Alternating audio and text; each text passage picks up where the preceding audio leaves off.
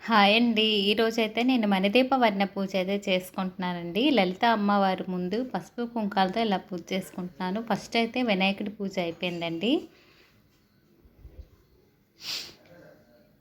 32 రకాల పువ్వులతో చేస్తున్నాను. సో ఫస్ట్ అయితే కొన్ని అయ్యాయండి. ఈరోజైతే 14 రకాలు 32 అండి అన్నీను. నేను 14 రకాలతో 34 చెప్పిన పువ్వులు అయితే తీసుకొని చేసుకుంటున్నానండి.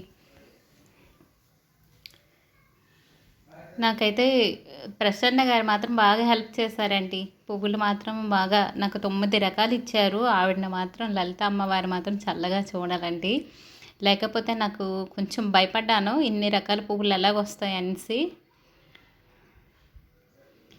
కామాక్షి అమ్మవారి దీపం అయితే నేను ఇలాగ ఏర్పాటు చేసుకున్నాను. క్షీరావి దీపం కూడా పెట్టుకున్నానండి పక్కనే.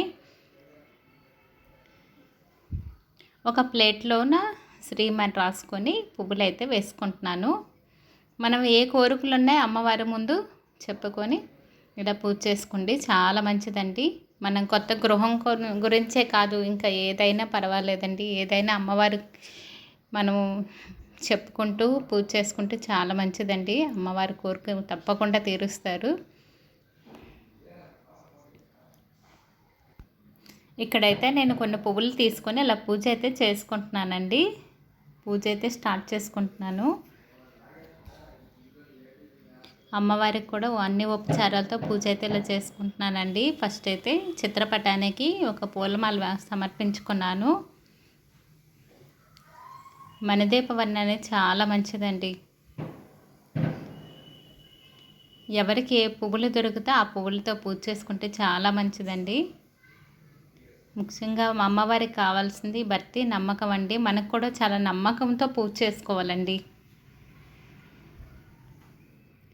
ఎన్ని వారాలైనా పర్వాలేదు, 32 వారాలైనా పర్వాలేదు. కాకపోతే మనకి ఎన్ని పువ్వులు దొరికితే అన్ని పువ్వులు ఇలాగ మణిదీపవర్ణ చదువుతూ పూజ చేసుకోవచ్చండి. నాకైతే 14 రకాలు దొరికాయి. 14 రకాలు ఒక్కరే చేసుకుంటున్నాను. మొత్తం 32 రకాలని నేను సంకల్పించుకున్నాను. నాకైతే ఇప్పుడు 26 అయ్యాయండి. కానీ అమ్మవారికి ఎప్పుడైనా పూజ చేసుకుంటే చాలా మంచిదండి. ముఖ్యంగా పౌర్ణమి తిథిల్లో చాలా మంచిదండి ఈ పూజ అనేది చేసుకుంటే.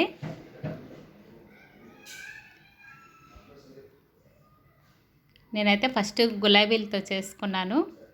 అమ్మవారికి ఒక్కొక్క శ్లోకం చదువుతూ ఒక్కొక్క పువ్వునైతే ఉంచుకున్నానండి. ముఖ్యంగా మణిదీపవర్ణ అనేది 32 శ్లోకాలు ఉంటాయండి.